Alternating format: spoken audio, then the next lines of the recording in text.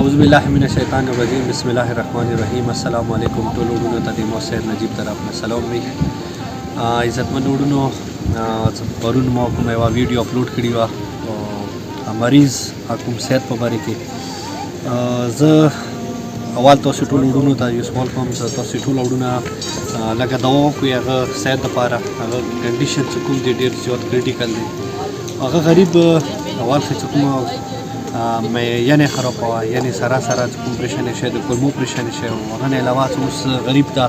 اردوې ګردې چې کومې دي هغه فیل شوي دي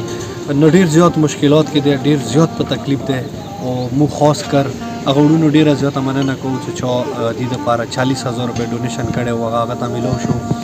نو موږ دغې ویډیو په ذریعې دوباره ټولو وروڼو ته یو ورته ریکویسټ کوو چې پلیز تاسو نه څو راوسته کېږي د کاظمي چیریټي فاونډیشن خلکو سپورټ کوئ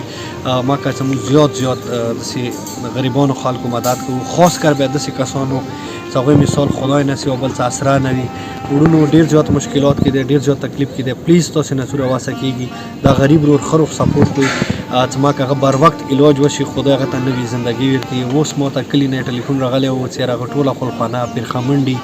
د حسین مظلوم دربار ته روانه وه مطلب ټوله ژړا او فریاد وخونې کې نو پلیز وروڼو تاسې ښه روغ دغه صحت سپورټ کوئ څه ما کوه موږ بر وخت هغه غریب علاج وکړو خدای هغه ته نوې زندګي ورکړي ډېره مننه کوم وروڼو چې څو د کاظمي چیریټي فاونډیشن سره ټایم بای ټایم مدد کوي ډېره مهرباني